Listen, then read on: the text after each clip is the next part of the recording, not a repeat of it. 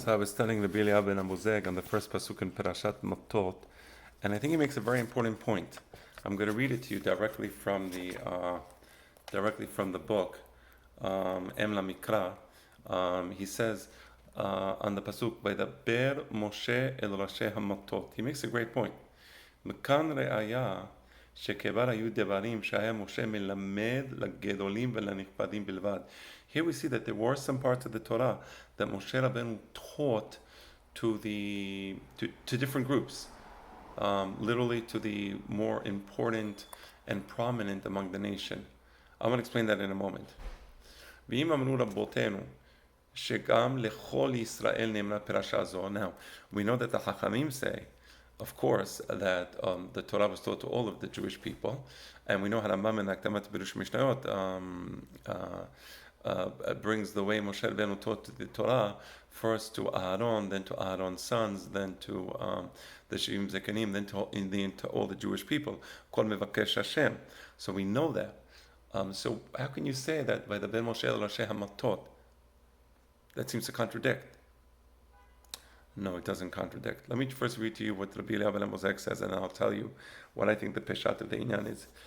ואם אמרו רבותינו שגם לכל ישראל נאמרה פרשה זו, לא הכחישו שעיקר האמירה ותחילתה הייתה לנשיאים. The Chachamim would not deny the fact that the beginning, first Moshe Rabbeinu taught it to the nesiim, to the political leaders. And so you can study the rest of the portions of the Torah. For example, there's some things that Moshe Rabbeinu teaches the Kohanim, right? Right,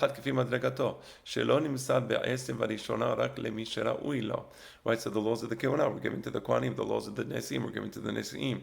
Like this is Rashi HaMattot.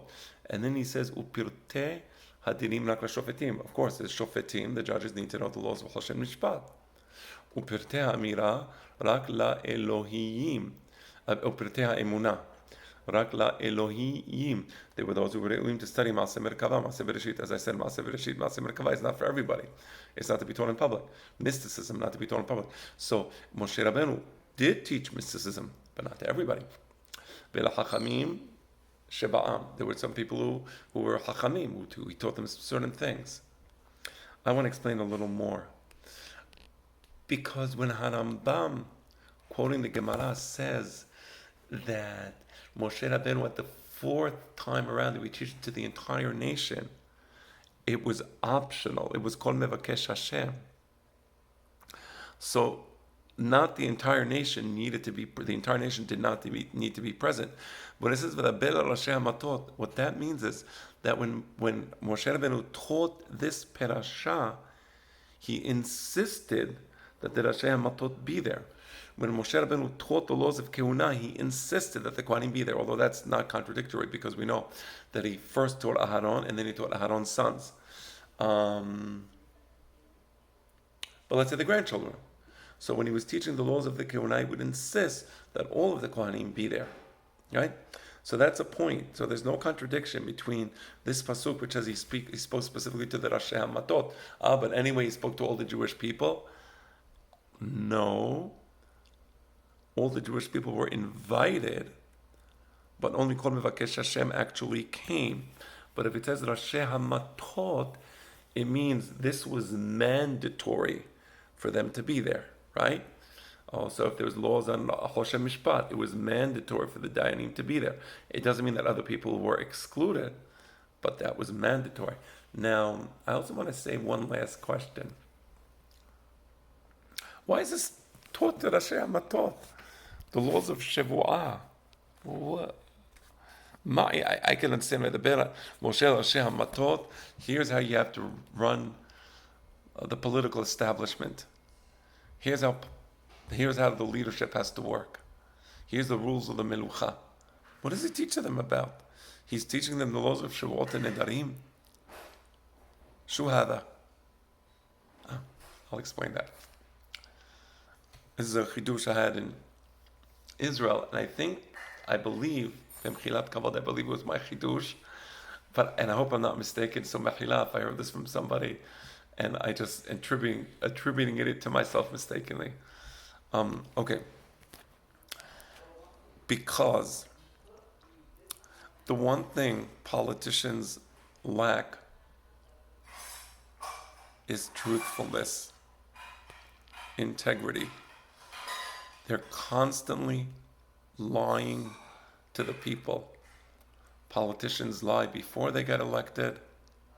Politicians lie when they get elected. And politicians lie after they get elected. And they'll continue lying in this world and probably into the next world. That's just the nature of politicians. And perhaps you would say, well, this is just the way it is. What can we expect as Jewish people?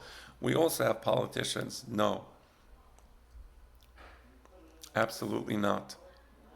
Moshe Rabbeinu teaches them, you have a word, you must honor your word. You say you're going to do something good, that becomes a neder. Do what you said you're going to do. You can't just say something and then decide that the word you said does not oblige you. No, the word you said does oblige you. This is such an important point, and therefore the Jewish leaders who were the Talmidim of Moshe Rabbeinu, they had integrity. They were honest.